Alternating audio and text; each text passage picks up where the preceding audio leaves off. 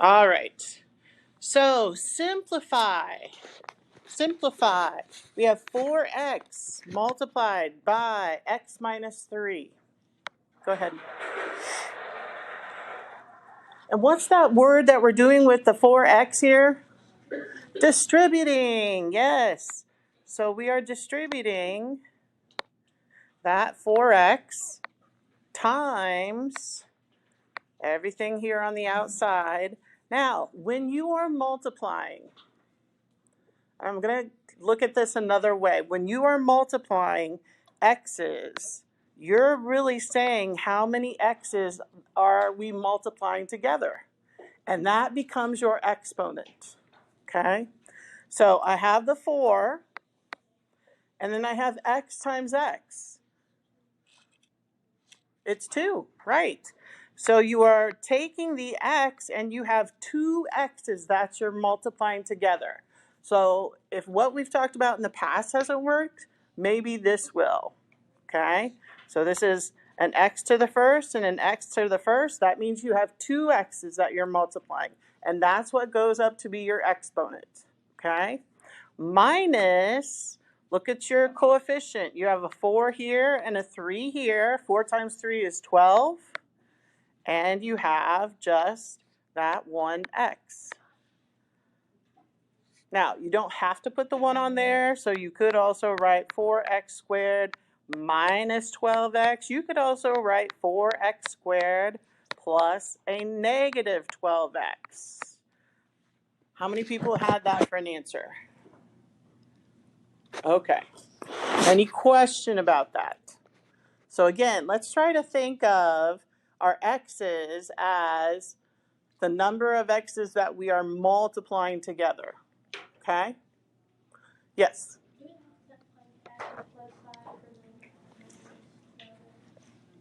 Do you have to? No. Any of these are appropriate.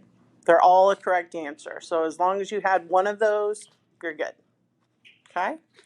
All right, so let's take a look at the second one. 3x minus 1 times quantity x plus 2. How many like the box method again? Raise your hand. One, several. Okay, and I would say that's probably most people, so we'll do the box here. And remember, where do these factors go? That's what these are. Right here, when you are multiplying these together, these are known as factors, and the answer is the product. Okay? When you think of something that you make, at the very end, that's your product, something that's made. So the product is the answer to a multiplication problem. All right, so 3x, that's my first term. That goes in front of that first row. Minus 1 goes here. Then we have x plus 2. All right, so then you're going to take this 3x, multiply it times this x. So start with your coefficients. You've got a 3, and you've got how many x's that you're multiplying? 2. So that is x to the second power, or x squared is another way to say it. Then you've got 3x times the 2 above. Look at your coefficients. That's a 3 times 2 is 6. And you only have 1x that's being multiplied. All right. Go down to the bottom row. I have a negative 1 times x is negative 1x. And finally, a negative times a positive gives me negative 2. Hey, that looks nice and dandy. But I have some like terms. You're always going to find your like terms on the diagonals from the lower left to the upper right. Okay? So 3x squared. And I have plus a negative 1x. I could have put minus 1x there. Plus a 6x. That's these two right here that I'm adding together. And I have a minus 2. So here are my like terms. When you are adding like terms, you stack those up. Right, Linz? You're going to stack these up. So you have a negative 1x plus a 6x.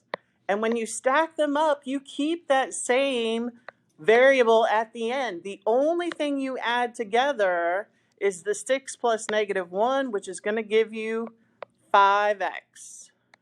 So bringing that down here, I have 3x to the second plus a 5x minus 2. And that is your final answer. How many had that for a final answer? All right. Good. Any questions about these? Usually day 1 is where we review the last thing from the last chapter. Okay? All right. So you can put that to the side. Take out your notes and let's talk about this chapter a little bit.